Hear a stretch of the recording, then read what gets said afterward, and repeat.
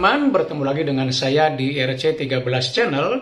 Apa kabar semuanya? Semoga Anda dan kita semua baik-baik saja.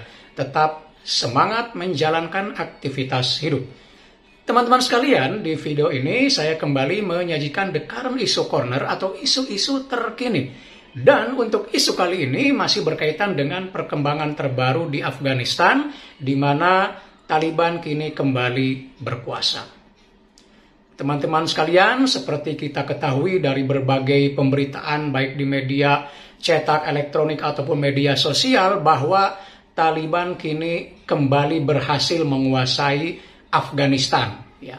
Setelah pasukan Taliban berhasil masuk ibu kota Kabul, menguasai, dan Presiden Afghanistan saat itu Ashraf Ghani ternyata memilih meninggalkan atau kabur dari ibu kota, yang ternyata juga membawa sejumlah uang, bahkan disebut-sebut tumpukan uang yang memenuhi helikopternya.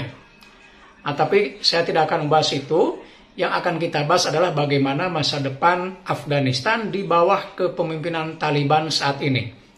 Nah, ada yang menarik di sini terkait dengan janji pemerintahan Taliban sebagaimana diungkapkan oleh salah seorang juru bicaranya, misalnya yang saya kutip dari Associated Press, AP ya, pada hari Selasa 17 Agustus 2021 kemarin, bahwa Taliban yang saat ini berbeda dengan Taliban di masa sekitar 20 tahun yang lalu.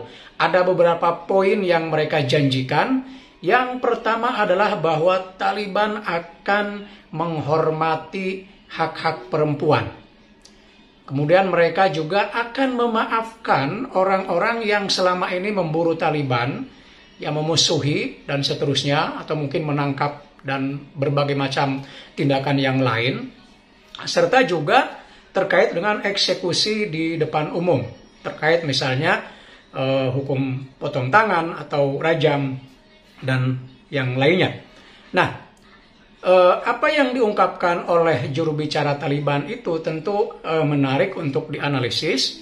Ya, apakah misalnya janji mereka itu disebut sebagai bentuk cara strategi publisitas, ya, agar mereka diterima oleh dunia, karena kita tahu bahwa banyak negara yang mengkritik gaya pemerintahan Taliban selama ini, misalnya terkait dengan perempuan, ya, bahwa perempuan di masa pemerintahan Taliban dulu itu gerakannya dibatasi di rumah, ya, termasuk untuk sekolah, dan anak-anak juga demikian, sehingga tidak aneh kalau Taliban kemudian mengatakan janji di urutan yang pertama adalah tentang penghormatan terhadap hak-hak perempuan.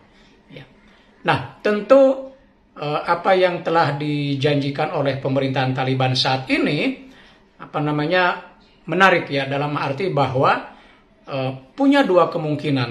Kemungkinan yang pertama yang tadi saya sebutkan sebagai strategi, bahwa mereka kini sudah moderat, strategi dalam rangka agar mereka diterima oleh dunia internasional dan kemudian bisa melakukan kerjasama dan seterusnya.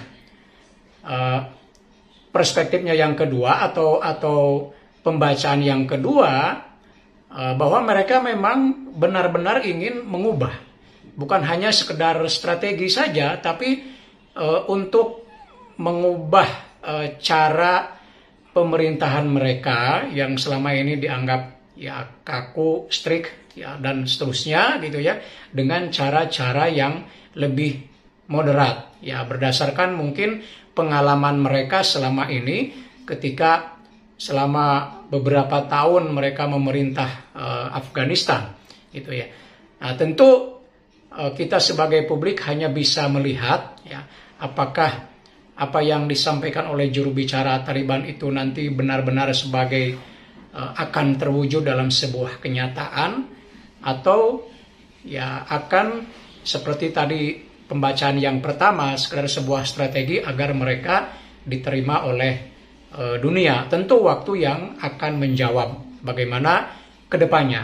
Ya, kita patut menunggu bagaimana nanti pemerintah Taliban setelah benar-benar mereka bukan hanya de facto tapi de jure menjadi penguasa baru Afghanistan. Baiklah teman-teman, itulah yang bisa saya sampaikan. Mudah-mudahan ada manfaatnya. Sampai bertemu kembali di video berikutnya. Tetap semangat.